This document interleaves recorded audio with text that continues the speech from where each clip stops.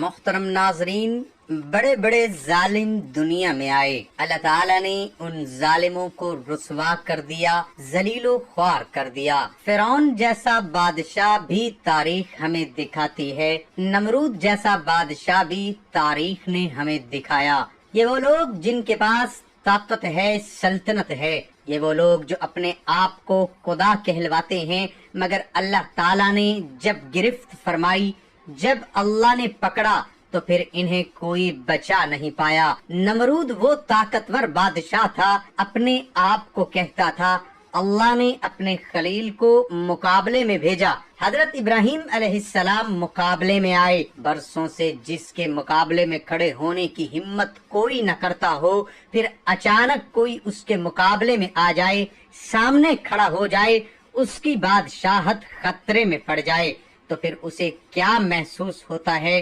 نمرود نے کہا ابراہیم علیہ السلام کو نار نمرود میں ڈالا جائے گا۔ اس نے آتش کودہ بنوایا، وہ آگ نار نمرود اس کو اس لیے کہا جاتا ہے کہ یہ نمرود نے اس آگ کو روشن کیا تھا۔ آتش کودہ بنایا گیا، لکڑیاں لا کر جمع کی گئی، آگ روشن کی گئی، کہنے لگے ابراہیم کو جلائیں گے۔ ابراہیم علیہ السلام کو جلانے کی تیاریاں کرنے لگے۔ ان ظالموں نے اکیلے حضرت ابراہیم علیہ السلام پر یہ ظلم کیا۔ ان سارے کے سارے ظالموں نے اکیلے حضرت ابراہیم، واحد شخصیت جو اللہ کی توحید کا اعلان کر رہے تھے، کوئی ان کے سوا دوسرا اللہ کا نام لینے والا نہیں تھا، ان ظالموں نے آپ کو آگ میں ڈال دیا۔ آگ کو اللہ نے حکم دے دیا، اے آگ میرے ابراہیم پر ٹھنڈی ہو جا، سلامتی والی بن جا۔ آگ ٹھنڈی ہو گئی، سلامتی والی بن گئی۔ تو دیکھو پھر میرے عزیزو، نمرود جیسا طاقتور بادشاہ، مگر اللہ تعالیٰ نے اس کی بیٹی کو ایمان کی دولت عطا کی۔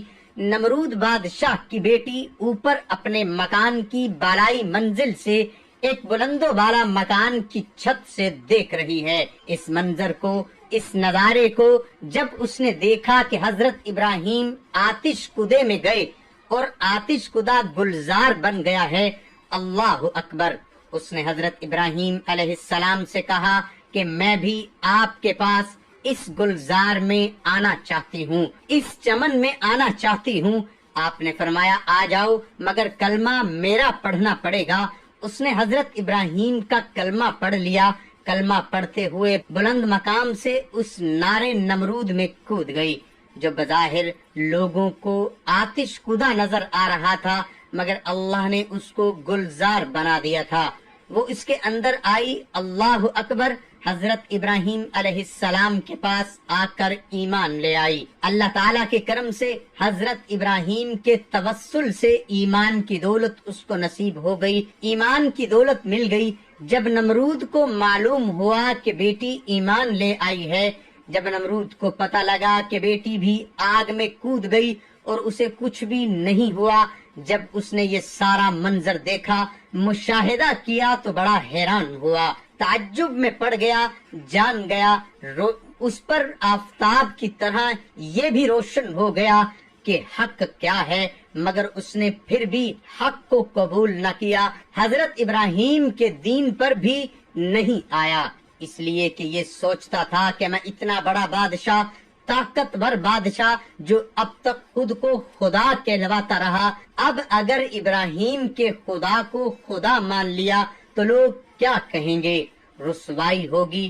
یہ ملامت ڈر سے اپنے باطل دین پر قائم رہا۔ یاد رکھو میرے عزیزو، یہ ملامت وہ ہے کہ انسان کبھی ملامت کی وجہ سے گمراہی کے دلدل سے نکل نہیں پاتا ہے۔ جب سب کچھ اس پر روشن ہو گیا تھا، پہلے تو لڑکی کو اس نے پیار و محبت سے سمجھایا، کہنے لگا ابراہیم کے دین سے پھر جا، مگر بیٹی نے منع کر دیا۔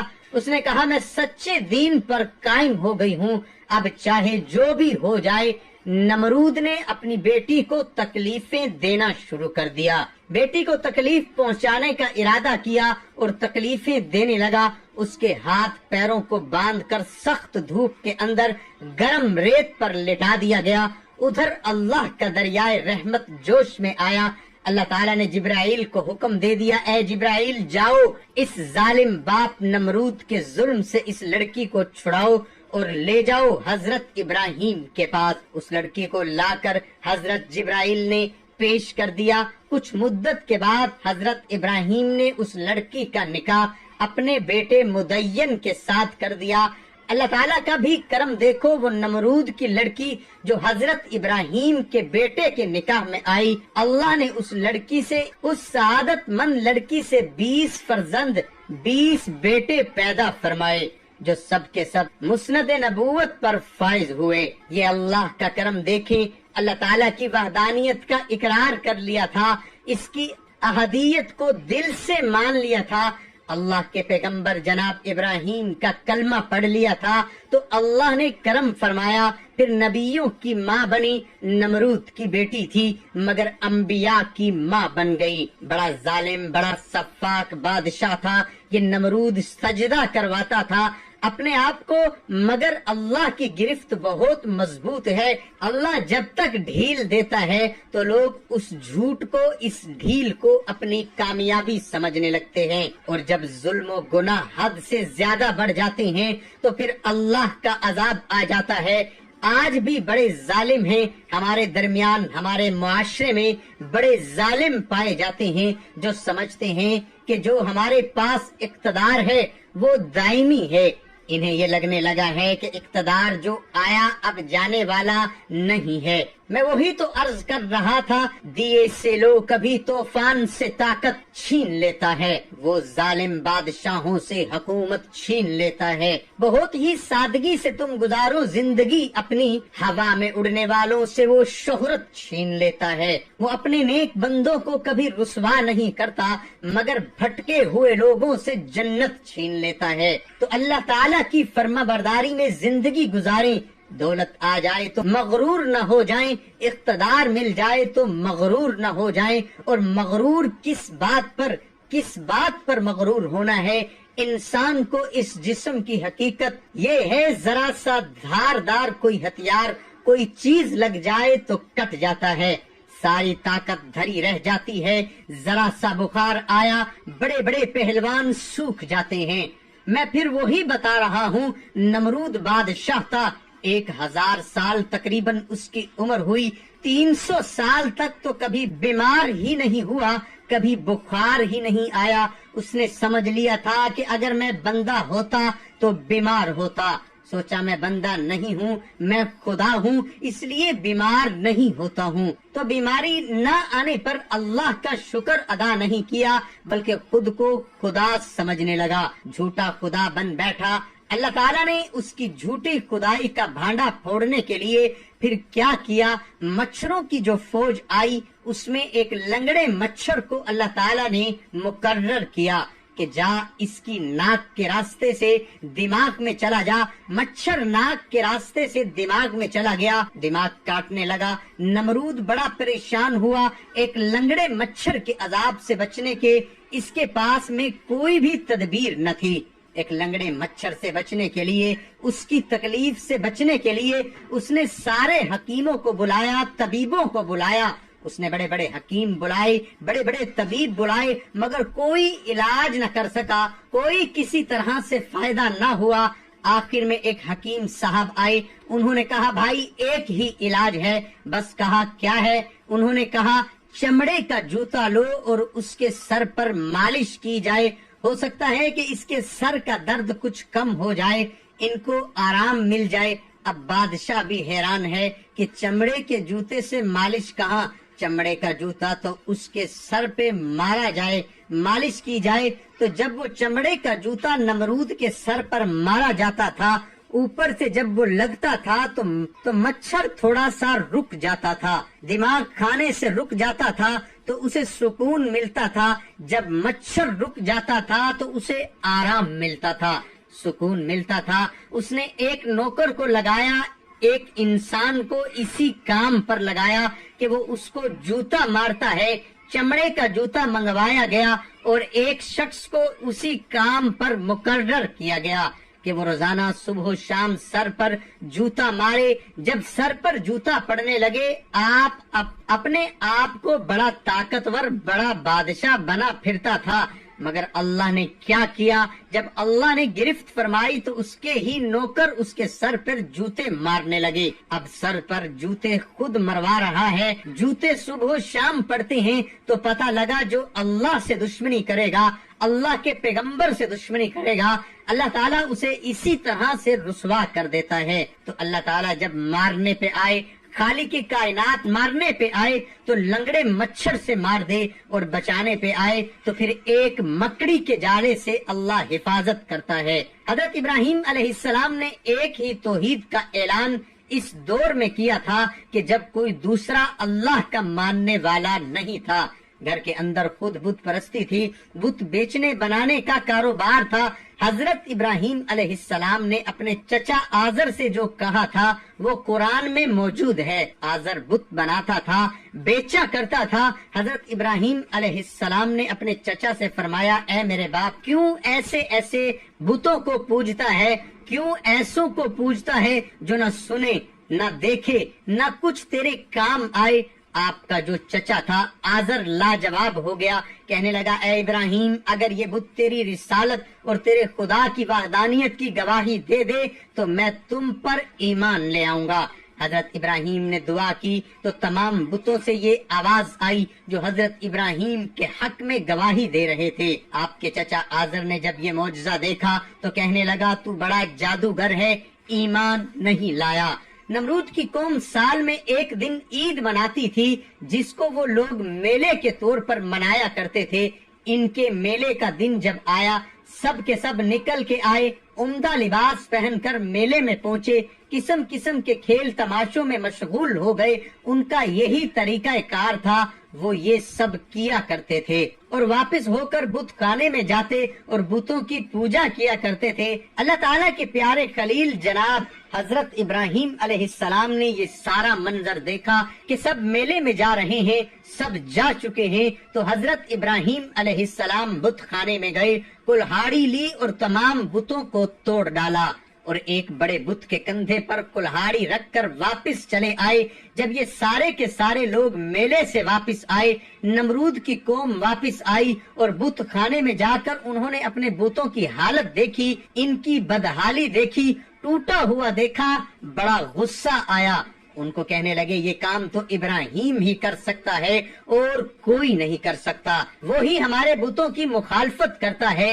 جب حضرت ابراہیم علیہ السلام کے بارے میں ان لوگوں نے یہ قیاس لگایا کہ یہ کام فقط ابراہیم کا ہے، یہ سارا واقعہ انہوں نے نمرود کو بتایا. تو نمرود نے حضرت ابراہیم علیہ السلام کو بلایا اور بلانے کے بعد میں کہنے لگا، اچھا، جو بھی اس کے پاس جاتا تھا، نمرود کے پاس، پہلے اس کو سجدہ کرتا تھا، مگر حضرت ابراہیم علیہ السلام گئے، آپ نے سجدہ نہیں کیا جو اس کے دربار میں ہر آنے والے کا طریقہ تھا. تو نمرود نے آپ سے کہا، تم نے مجھے سجدہ کیوں نہیں کیا؟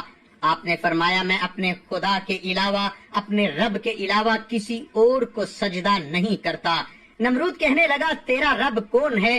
اب حضرت ابراہیم نے بڑا پیارا جواب دیا، قرآن گواہی دیتا ہے. حضرت ابراہیم علیہ السلام نے فرمایا، میرا رب وہ ہے کہ جو جلاتا اور مارتا ہے. تو نمرود نے کہا، میں بھی جلاتا اور مارتا ہوں. اللہ تعالیٰ نے نمرود کے مقابلے میں ابراہیم کو کھڑا کیا. مناظرہ ہو رہا ہے، ساری نمرود کی قوم دیکھ رہی ہے، سارے بت پرست دیکھ رہے ہیں. اللہ کی وحدانیت، اللہ کی سمدیت کا اعلان کرتے ہوئے حضرت ابراہیم علیہ السلام مناظرہ کر رہے ہیں. نمرود کہنے لگا، یہ کام تو میں بھی کرتا ہوں. اس نے 2 قیدی بلائے، ایک قیدی جو رہا ہونے والا تھا اس کو مار دیا اور جو قتل ہونے والا تھا اس کو رہا کر دیا، اور کہنے لگا، میں نے اس کو زندہ کر دیا. اے ابراہیم، دیکھو، میں بھی زندہ کرتا ہوں اور میں بھی مارتا ہوں. جو مرنے والا تھا اسے میں نے زندگی دے دی اور جو زندہ رہنے والا تھا اس کو میں نے موت دے دی. حضرت ابراہیم علیہ السلام نے جان لیا کہ نمرود بڑا بے وقوف اور نادان ہے. اب اس کے سامنے ایسی دلیل پیش کی جائے جس سے ظالم نمرود بے بس اور لاچار ہو جائے، اس کی جھوٹی خدائی کا بھانڈا پھوٹ جائے۔ اس لیے حضرت ابراہیم علیہ السلام نے ایک ایسی دلیل قائم فرمائی جس کا کوئی جواب نمرود کے پاس نہیں تھا۔ اس کو قرآن کریم میں اللہ تعالیٰ نے بیان فرمایا۔ اللہ تعالیٰ کا قرآن کہتا ہے، حضرت ابراہیم علیہ السلام نے فرمایا، میرا اللہ وہ ہے جو سورج کو مشرق سے نکالتا ہے، اگر تو خدا ہے تو سورج کو مغرب سے نکال کر دکھا۔ جیسے آپ نے اتنا کہا، کافروں کے ہوش اڑ گئے۔ نمرود مردود غصے میں آ کر کہنے لگا، اے ابراہیم، تو نے ہمارے بتوں کو توڑا ہے۔ آپ نے فرمایا کہ وہ جو بڑے والا بت ہے اس سے پوچھو جس کے کندھے پر کلہاڑی رکھا ہوا ہے۔ ایسا لگتا ہے کہ اس بڑے بت نے چھوٹے بتوں کو توڑ دیا، وہ ان سے ناراض تھا کسی بات پر۔ تو نمرود نے جواب دیا کہ تمہیں خوب معلوم ہے کہ یہ بت سنتے نہیں، بولتے نہیں، ہلتے نہیں۔ حضرت ابراہیم علیہ السلام نے اتنا سنا تو فرمایا، تو کیا اللہ کے سوا ایسوں کو پوجتے ہو جو نہ تمہیں نفع دے سکتے ہیں اور نہ نقصان پہنچا سکتے ہیں؟ حضرت ابراہیم علیہ السلام کی جو گفتگو تھی، نمرود کے پاس کوئی جواب نہ تھا۔ جب کفر ہارنے لگتا ہے، منہ کے بل گر جاتا ہے، تو پھر کافر کیا کرتے ہیں؟ جہالت پر اتر آتے ہیں۔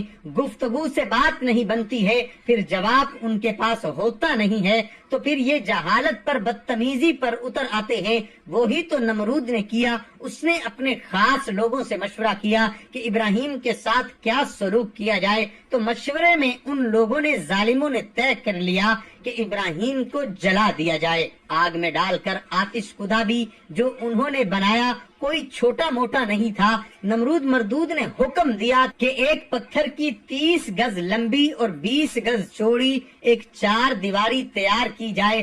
ہر چھوٹے بڑے مرد عورت اس پر 4 دیواری میں لکڑیاں جمع کریں گے، اور جو اس کے حکم کی نافرمانی کرے گا اس کو بھی حضرت ابراہیم کے ساتھ اسی آگ میں ڈالا جائے گا۔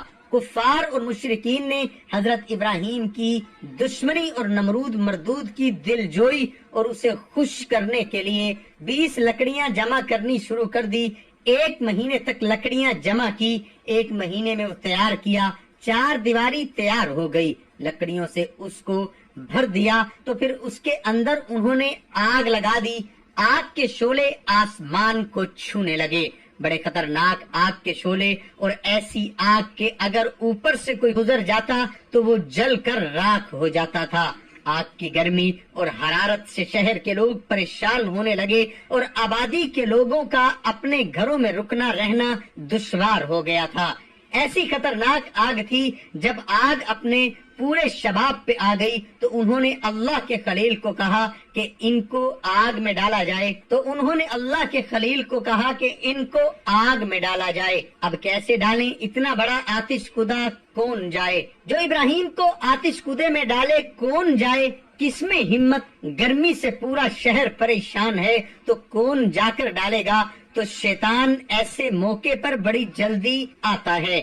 یہ مردود آ گیا، آ کر کہنے لگا، اگر تمہیں آگ میں ڈالنا ہے، جلانا ہے، تو ایک منجنیق بناؤ، یعنی ایک ایسا آلہ تیار کیا گیا کہ اس میں بٹھاؤ، یہاں سے پھینکو، وہاں جا کر گریں گی۔ آگ منجنیق بنائی گئی، آگ میں ڈالا جا رہا ہے۔ حضرت ابراہیم کو جب آگ میں ڈالا جا رہا ہے، نہ تو حضرت جبرائیل علیہ السلام حاضر خدمت ہوئے، عرض کرنے لگے، یا ابراہیم، اے ابراہیم علیہ السلام، کوئی حاجت ہو تو بتائیے۔ جبرائیل نے جیسے ہی کہا کہ میں خدمت کے لیے حاضر ہوں، بتائیے کوئی حاجت؟ آپ نے فرمایا، جبرائیل، تم سے مجھے کوئی حاجت نہیں۔ جبرائیل کہنے لگے، مجھ سے حاجت نہیں ہے، اللہ سے تو ہے، اللہ سے اگر کوئی حاجت ہو تو بتاؤ۔ حضرت ابراہیم علیہ السلام نے فرمایا، اے جبرائیل، یہ بتاؤ، مجھے آگ میں ڈالا جا رہا ہے، کیا میرا خدا نہیں جانتا؟ جبرائیل علیہ السلام عرض کرنے لگے، اللہ تو سب جانتا ہے۔